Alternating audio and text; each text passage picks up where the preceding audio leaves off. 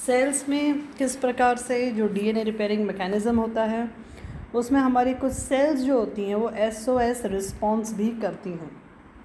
तो एसओएस जो रिस्पॉन्स होता है कि आपका जो डीएनए है वो डैमेज हो गया, आपका स्ट्रेस लेवल, रेप्लिकेशन स्ट्रेस यहाँ पे डेवलप हो गया, तो किस तरह से हमारा सेल साइकिल, ट्रांसक्रिप्शन या रिपेयरिंग मैकेनिज़्म उससे इफ़ेक्ट होगा, that is known as SOS response. तो ये ग्लोबल रिस्पॉन्स होता है, हमारी सेल्स का होता है। एसओएस पहले तो शुरू में जो सेलर्स होते थे वो कहते थे कि सेव आवर सोल, अपने आप को बचाना। तो सेल जो अपने आप को बचाने का जो काम करती है, जो कि एक अल्टीमेटली एक लास्ट स्टेप होता है सेल का डैमेज से बचाने का, उसको हम कहते हैं एसओएस रिस्पॉन्स। तो यहाँ पे सेल्स जो होती हैं, सेल साइकिल जो होती है, एक अरेस्ट हो गई है, डीएनए रिपेयरिंग या म्यूटाजेनेसिस ने उसको इंड्यूस कर दिया है, तो सिस्टम जो एसओएस का होगा उसमें रैक ए प्रोटीन इन्वॉल्व होती है। रैक ए प्रोटीन का स्टिमुलेशन होता है सिंगल स्टैंडर्ड डीएनए से, जिसमें कि इन्वॉल्वमेंट होता है इनएक्टिवेशन रिप्रेसर लेक्स ए प्रोटीन का, जो कि एसओएस रिस्पॉन्स जीन के लिए इंड्यूस करती हैं। यह एक प्रकार का एरर प्रोन रिपेयर सिस्टम है जो कि कंट्रीब्यूट करता है डीएनए चेंजेस के लिए, जो कि बहुत सारी प्रजातियों में देखने को मिलता है। उसको सबसे पहले जो खोज की थी वो रेडमैन ने की थी इन 1975। तो रेडमैन ने बताया था कि हमारी जो सेल्स हैं वो किस तरह से अपने आप को बचाती हैं जब बहुत ज़्यादा डीएनए डैमेज हो जाता है, तो वो एसओएस रिस्पॉन्स कहलाता है।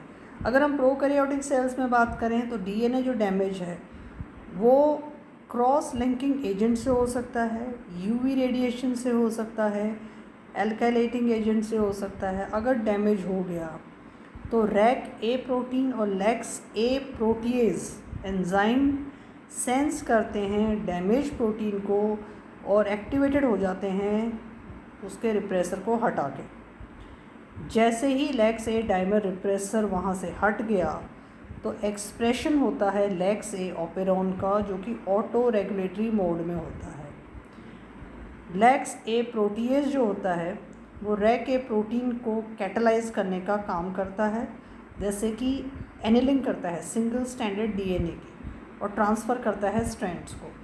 जो एसओएस जो सिस्टम है वो एनहांस करता है, बढ़ाता है डीएनए रिपेयरिंग की क्षमता को, जिसमें कि एक्सेशन होगा, कट जो होगा, पोस्ट रेप्लिकेशन जो रिपेयर होगा, कितनी गति से म्यूटाजेनेसिस को इफ़ेक्ट किया जा रहा है, प्रोफेज इंडक्शन कैसे हो रहा है, उस तरह से ये अवमंदित भी कर सकता है सेल के रेस्पिरेशन को, सेल डिवीज़न को भी ये प्रभावित कर सकता है। तो SOS repair system prokaryotic cells में अगर हम देखें तो आपका डीएनए डैमेज हो गया, फिर आपके इनएक्टिव रैक ए जो है उसमें से रिप्रेसर आपने यहाँ पे हटा दिया। अब जैसे ही आपने उस रिप्रेसर को इनएक्टिव रैक ए से हटाया है तो अब वो एक्टिव रैक ए बन गया। एक्टिव रैक ए बनने से यहाँ पे बहुत सारे डीएनए ऑपरॉन्स हैं जिसमें कि लेक्स ए रिप्रेसर बाइंड कर जाएगा।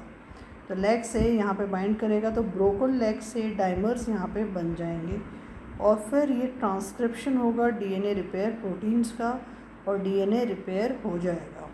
तो यहाँ पे हम देखते हैं कि लेक्स ए टारगेट जीन्स जैसे UVA है, UVRB है, UVRC है, तो किस तरह से वो एसओएस रिपेयर सिस्टम में काम करते हैं। प्रोसेस की अगर हम बात करें तो नॉर्मल सेल्स में हम देखते हैं कि जो एसओएस जो जीन्स हैं वो नेगेटिवली रेगुलेटेड होती हैं LexA repressor protein dimer से। नॉर्मल अवस्था में लेक्स ए जुड़ी रहती है एसओएस बॉक्स से, जो कि 20 बेस पेयर्स की एक कॉन्सेंसस सीक्वेंस है जो कि जीन्स के ऑपरेटर रीजन में उपस्थित है। कुछ एसओएस जीन्स यहाँ पे एक्सप्रेस्ड होती हैं कुछ लेवल में। अपनी एफिनिटी कितनी है लेक्स ए की एसओएस बॉक्स के साथ में। जैसे ही एक्टिवेशन होगा एसओएस जीन्स का, जैसे ही आपका डीएनए डैमेज हो गया तो आपका एक्टिवेशन हो जाएगा एसओएस जीन्स का और फिर एक्यूमुलेशन होता है सिंगल स्टैंडर्ड रीजन्स का रेप्लिकेशन फॉक्स में, जहाँ पे कि डीएनए पॉलीमरेज को ब्लॉक किया जाता है। तब रैक ए एक फिलामेंट बनाएगा इस सिंगल स्टैंडर्ड डीएनए रीजन्स के साथ में, जो कि एटीपी को यूटिलाइज करेगा और एक्टिव हो जाएगा। जैसे ही वो एक्टिव हो गया रैक ए, तब वो इंटरेक्ट करेगा लेक्स ए रिप्रेसर के साथ में, और उससे फैसिलिटेट होगा LexA repressor self cleavage, जो कि ऑपरेटर में होगा। जैसे ही पूल ऑफ लेक्स ए का जो लेवल है वो कम हो जाएगा, तो रिप्रेशन हो जाएगा एसओएस जीन्स का, और according to the level of LexA affinity for SOS box, operators जो बाइंड करते हैं लेक्स ए से बहुत कम, वो पूरी तरह से एक्सप्रेस होते हैं। लेक्स ए सीक्वेंशली एक्टिवेट करता है अलग अलग प्रकार के मैकेनिज़्म रिपेयर के। जीन्स जिनमें वीक एसओएस बॉक्स है, जैसे कि लेक्स ए, रैक ए, यूवीआर ए, यूवीआर बी और यूवीआर डी, वो फुल्ली इंड्यूस होते हैं रिस्पॉन्स में बहुत ही वीक एसओएस इंड्यूसिंग ट्रीटमेंट्स के लिए। इसीलिए फर्स्ट एसओएस जो रिपेयर मैकेनिज़्म है टू बी इंड्यूस, वो कौन सा होगा? Nucleotide accession repair. उसका उद्देश्य है फिक्स करना डीएनए डैमेज को, किसी भी तरह का कमिटमेंट ना करके, to full fledge SOS response. कई बार न्यूक्लियोटाइड एक्सेशन रिपेयर काम नहीं कर पाता है, तब लेक्स ए की जो कॉन्सेंट्रेशन है वो और कम हो जाएगी, जिससे कि जो एक्सप्रेशन हो रहा है जीन्स का वो बहुत स्ट्रॉन्ग हो जाएगा लेक्स ए बॉक्सेस का, जैसे कि आपके यूवी डी और यूएन यू सी, जो कि उनका एक्सप्रेशन हो जाएगा, वो इंड्यूस हो जाएंगे। एसयूएल ए जो है वो स्टॉप करेगा सेल डिवीज़न को, जिससे आपके इंडक्शन हो जाएगा यूएमयूडीसी का, डिपेंडेंट ऑन म्यूटोजेनिक रिपेयर। इन सभी की प्रॉपर्टीज़ की वजह से कुछ जो जीन्स हैं वो पार्शली इंड्यूस हो जाती हैं रिस्पॉन्स में एंडोजेनस लेवल के, जो डीएनए डैमेज के हैं, और कुछ जो जीन्स होती हैं वो इंड्यूस हो जाती हैं जब हाई या परसिस्टेंट डीएनए डैमेज होता है सेल में। तो कई तो हो जाती हैं in response to endogenous level, और कई इंड्यूस होती हैं कि बहुत ज़्यादा आपका डीएनए डैमेज हो गया तब।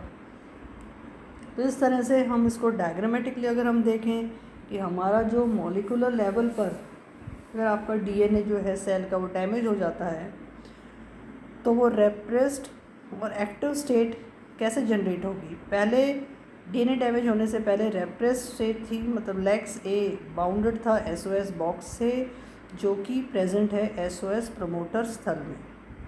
जैसे ही डीएनए डैमेज हो गया तो रैक ए का एक्टिवेशन हो गया।